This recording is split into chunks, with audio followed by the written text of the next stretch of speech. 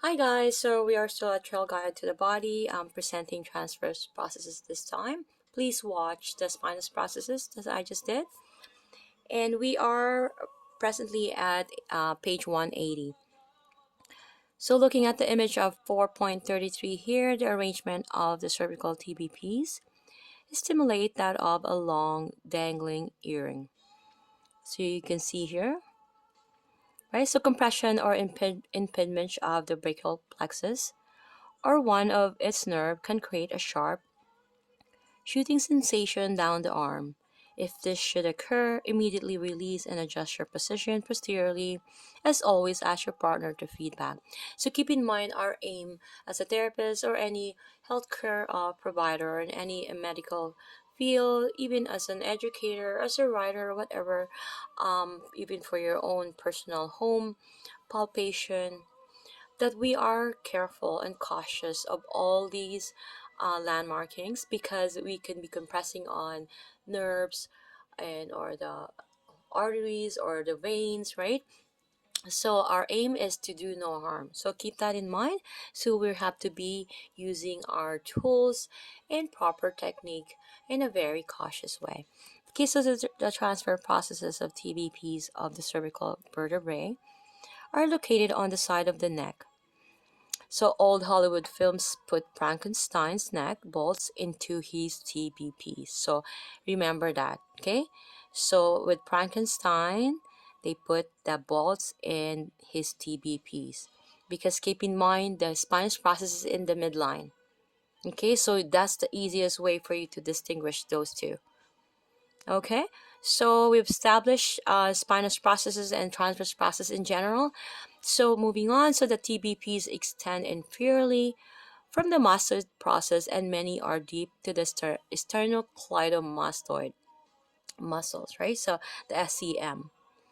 Okay, so all of the TBPs are the same with except for the TBPs of C1, which are much wider.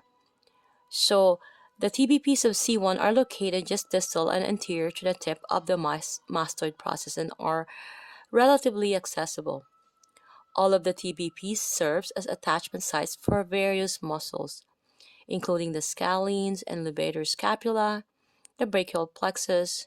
Again, what plexus mean is nerves joining together and again branching out. Okay, an example is the brachial plexus. So when it's being compressed because of the clavicle, and then the ribs, right, or the pec minor is compressing. That's the deeper muscle in the chest.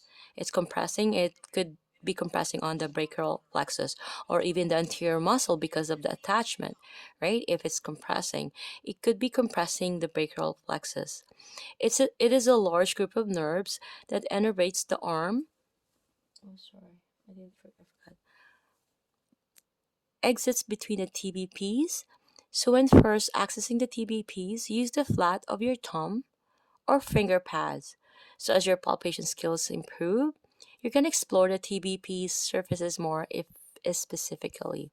Okay, so having the image here where the client is in a lateral view, right, and supine with head in a neutral position. As you can see, although it's only the arm, but you can see that the client is cupping the neck underneath the neck to hold and put some protective barrier in the neck, like a it's like a mechanism to make sure that the neck is being protected, right?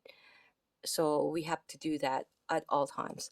So TBPs of cervical, so having our partner supine, we're going to place the fingers on the side of the neck below the earlobes. My apologies. I'm sorry. Again, just I'm doing ad lib or whatever I can remember, and the point of this video or this channel is for to have all this information in our head um as a permanent information, because keep in mind our brain keeps on pruning, right, at constant level on, because if we're not using them, if we're not utilizing it, we're gonna forget about it. Okay, so using your flat thumb pads, my apologies again, we're gonna slide anteriorly and posteriorly to feel the ridge of the TBPs. Explore the length of the neck. So you might not feel the tips of individual processes, but the ridge formed by the TBPs beneath the overlying tissue instead. So, to confirm, you're going to ask yourself these questions. Are you palpating inferior to the earlobe? As you can see, right? Inferior to the earlobe. Do you feel a subtle ridge running down the side of the neck? If you passively flex, do you laterally flex or rotate the neck? Can you feel the TBPs more individually? If you can see this lateral view here with the head rotated away from the side that you are palpating. And you can see the mastoid process and here the clavicle. You can have your partner in supine. You're going to rotate the head 45 degrees to the right with the head in this position so the TBPs form a line from the left mastoid process to the center of the shaft of the clavicle. So you're going to draw an imaginary line from those two landmarks and visualize and palpate the TBPs along the path. See you guys in the next video.